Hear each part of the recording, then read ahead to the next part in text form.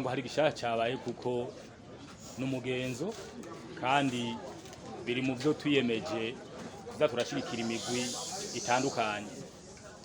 Ico gishasha jewe ntaco rero mfise novuga, ariko biri muri ya ntumbero yo kuguma dushigikiranira kugira ngo umupira w'amaguru ugume utera imbere.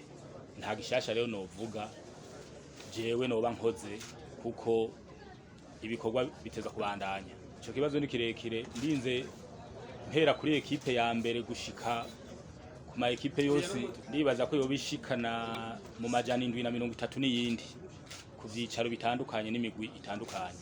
Ico cakozwe nari nabisiguye neza, navuze nti bivanye n'imipira twari dusanzwe dufise. Hari ico rero ca twita priorite gusumba ibindi. Nico gituma nabivuze yuko guhera mu cicaro ca kane no kumanuka bitakunze kuno musi tubishikako, ariko turizeye yuko mu minsi iri imbere bizogenda neza. Ico gituma nari navuze yuko tubanza tukaraba priorite ari cicaro ca mbere ca kabiri, abigeme cicaro ca mbere ca kabiri, no mu ntara ni ca gatatu, arivyo twashoboye gutunganya kuri uno musi.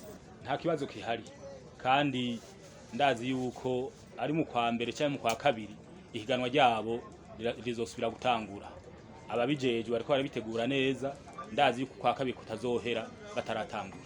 Twizere yuko tutazoshika kuri iyo ntambwe yuko badashobora gutanga iyo mipira, kuko ko liste zihari ko no gusinya basinye ivyo byose umugwi bizoshika nturonke ivyo bateza kuronka n'uburenganzira bwabo bwo gushikiriza ico kibazo, hanyuma ingingo zizofatwa twisunza amategeko.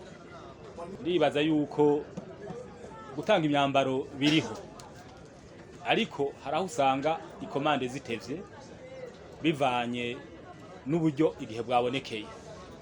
N'ubu rero naho iyo myambaro itaraboneka, no bizeza yuko izoboneka mu minsi iri imbere. Sinovuga ngo ni ryari, ariko uwo mugenzo wo kubaha uzoguma urimo. Agahaze ntikobura. Ni naco gituma twe twahaye ama association, urumva ntitwahaye ama club. Bisigura yuko nabo nyene bari bafise ukuntu bitunganije. Iyo hageze rero ko ushigikira, haraho bigora ko ushobora kuvuga ati mwese ndabashigikira icyarimwe, uca ugenda uraraba nkuko nari nabivuze ivyihuta gusumba. Si ukuvuga yuko umuntu yabibagiye. Ivya mbere bamaze kubivuga bakengurutse, kandi iyo umuntu umushigikiye mu buryo ubu na buriya, iyo umushigikiye nawe mu nyuma akagushimira, bisigura ko yashimye. Kandi rero iyo umuntu yashimye no kumwongera uramwongera mu gihe kigeze. Aha rero naje ndabashimiye. Ikindi novuga, murabona ko imipira twese turayikeneye, baraba ingene bayitunga neza, ntibahave hari habagira ngo reka tuyigurishe cyangwa tugire iki ngo tuyikenure muri ibi na biriya. Nibayikoreshe ico tuyibahereye, nico no basaba. Ikikwirikira barafise ingene bipanga baca bakina